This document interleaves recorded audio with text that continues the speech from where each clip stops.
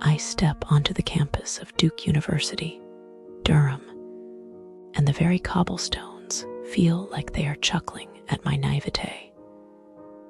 The air is thick with the perfume of freshly cut grass and old money.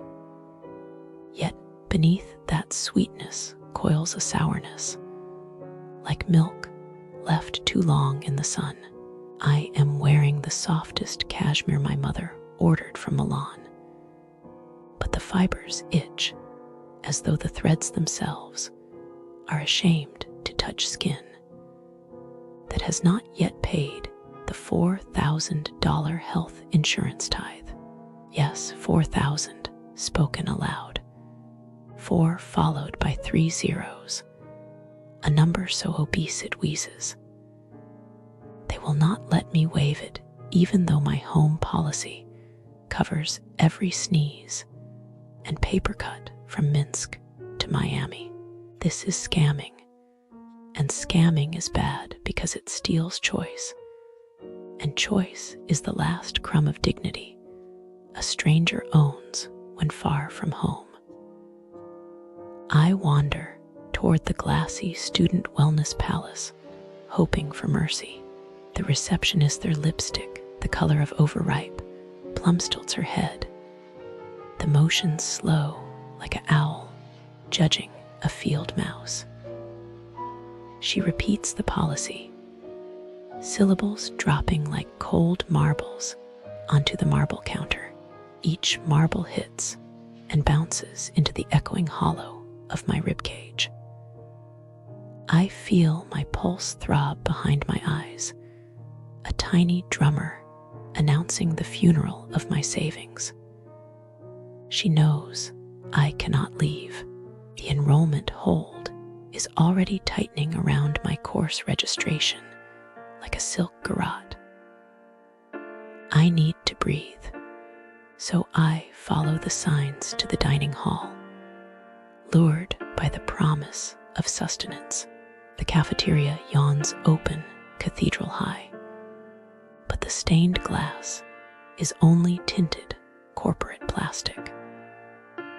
The first plate I grab is sticky with yesterday's syrup, long polymer threads stretching like spider silk between my manicured fingers.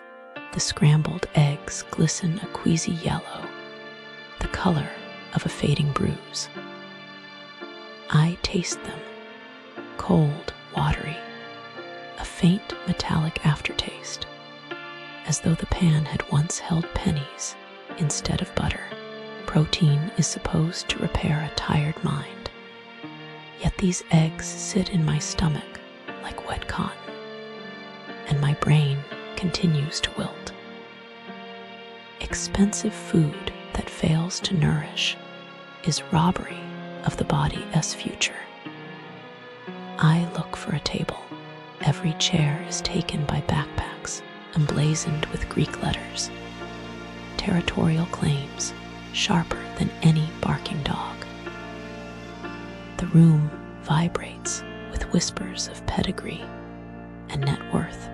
I am a ghost wearing Chanel, sliding past legacy athletes who discuss hedge funds as casually as I once traded Pokemon cards in the snow of Minsk. Isolation here is not accidental. It is engineered brick by brick, tuition hike by tuition hike. If you are not born into the network, you are the glitch in their ivy-covered software. My phone buzzes. Low battery, no Uber in sight. Remember Duke University. Durham has banished rideshare pickups from the most convenient curb, the one kissed by shade and streetlight. Instead, I must hike to the shadowed loading dock behind the dumpsters, where the smell of rotting bananas clings to the air like a desperate X. This is intentional, they say, for traffic flow. But traffic flow is a euphemism for monetizing parking permits. Every step I take is a coin slipped into their velvet pocket. By the time I reach the sanctioned zone, my soles ache, and the night wind slices through my coat. I wait 27 minutes, each minute a small paper cut on my patience. Eventually, a kind senior in a cracked Honda rescues me. As we roll past the Gothic chapel, its stone arches smug against the moon, I notice the windows of the medical center glowing like cat eyes. The billing stories echo in my skull. Patients charged for procedures never performed. Invoices arriving in stacks, thick as novellas. One girl said she received a bill for an MRI on a knee she had lost years ago in a childhood accident. Billing specters that attack the sick are the lowest form of poltergeist, because fear distracts the body from healing. Back in my dorm, I open the online portal. The interface is pastel and polite, yet the figures snarl. Tuition, fees, insurance, parking, B surcharge, sustainability fee, even a fee to fund the fee office. Each line is a tiny jaw biting off another week of my Father S salary. I scroll and scroll. The numbers blur into a swarm of black gnats. Opening with a soft, contemplative tone in the shadow of the illustrious Duke University, Durham, a tapestry of local businesses weaves together the fabric of the community. Yet, as we embark on this exploration, it becomes evident that not all is well in this picturesque setting. With a heart as a travel analyst and a soul that aches for perfection, I must share with you the tales that the reviews tell, stories that, like an unfinished melody, leave a note of disappointment hanging in the air. With a hint of sadness, the streets at Southpoint, a hub that promises a symphony of shopping delights, falls flat with its sharp crescendos of discontent. Here, the security's overzealous grip on procedure leaves a sour note, as patrons are treated not as guests but as potential perpetrators. The Mal's food court, too, strikes a discordant chord, with establishments like Sake Japan offering bites that are forgettable at best, and a Starbucks kiosk where service is as frosty as the frappuccinos should be refreshing. Adding a touch of dry humor, one wonders if the parking spaces, so cruelly barricaded during the holiday season, are in cahoots with the establishments, conspiring to keep visitors at bay. And let's not forget the canine companions, who, upon setting paw near the Mal's premises, are met with a cold shoulder that would make even the most stoic pooch pout. Shifting to a more serious tone, the retreat at Brightleaf, a place meant for relaxation and rejuvenation, instead offers a masterclass in disappointment. With a penchant for cancelling appointments at the 11th hour, this spa has mastered the art of serenity sabotage. The staff, it seems, are as elusive as inner peace, leaving clients stranded in a liminal space between tranquility and turmoil. Injecting a sense of mystery, what if, amidst the calming scents and soothing music, one could find solace? Alas, the reality is a symphony of scheduling snafus and service slip-ups that leave one yearning for the blissful silence of a truly peaceful retreat. With a tinge of frustration, Gorsha, a table where Ethiopian flavors should dance harmoniously, instead presents a disharmonious dining experience. The service here is as cold as the food often arrives, and the staff's warmth seems to have been lost in translation. One cannot help but question whether the kitchen is a realm where culinary creativity goes to hide, leaving diners with plates that whisper of potential unfulfilled. With a wry smile, imagine a place where the coffee is as bitter as an unrequited love, and the bill arrives with a side of mandatory gratuity. This is the world of cocoa cinnamon, where the brew may be bold, but the customer service falters under the weight of expectations. Here, the art of coffee is muddled by the distraction of discontent, leaving patrons to ponder the true cost of their caffeine fix. With a solemn promise, but fear not, dear traveller, for not all is lost in the gastronomic landscape of Durham. As we stroll past the doors of Dirty Bull Brewing Company, we are reminded that even in the midst of imperfection, there lies the potential for a perfect pint.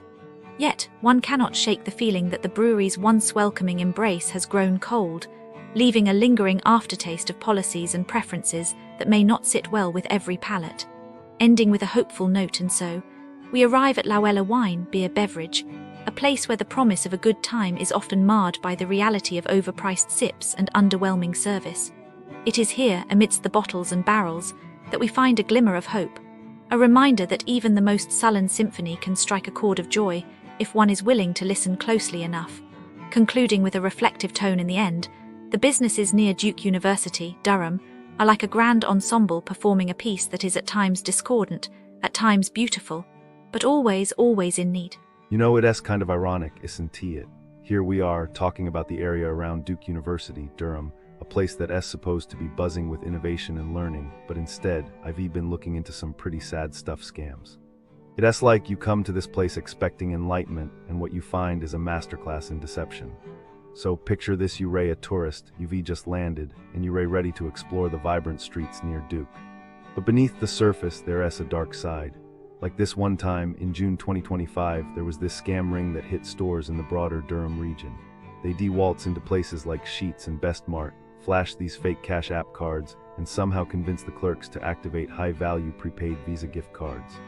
Before you know it, they gone with thousands of dollars just like that. It's terrible, right? I mean, these businesses are trying to make an honest living, and then these scammers just swoop in and take advantage. I can only imagine the frustration of the store owners having to deal with the aftermath. And the scammers, well, they probably thought they were untouchable, but you know, karma is a thing. I am guessing they got a rude awakening when the law caught up with them. And then there's the Courtney Jordan Foundation fiasco. I can even wrap my head around it. This nonprofit was supposed to be helping people, but instead they were tricking folks into fake investment funds. People handed over their hard-earned money, thinking they were investing in their future, only to get a bounced check when they asked for it back. It's like, how could you? It's just wrong. The employees too, they were left high and dry with unpaid wages. I am betting those affected, they were still picking up the pieces, you know. Trying to trust again after being let down so badly. And the folks behind the foundation, they were probably lawyering up, hoping to minimize the fallout. But I hope they were held accountable for everyone's sake. It's just sad, isn't it, that in a place like Durham, where there is so much potential for good, there is also this undercurrent of deceit. It makes you wonder what's next, what other scams are waiting in the wings. As tourists, we've got to keep our wits about us because clearly, not everyone around Duke University has our best interests at heart. So, what is the takeaway from all this?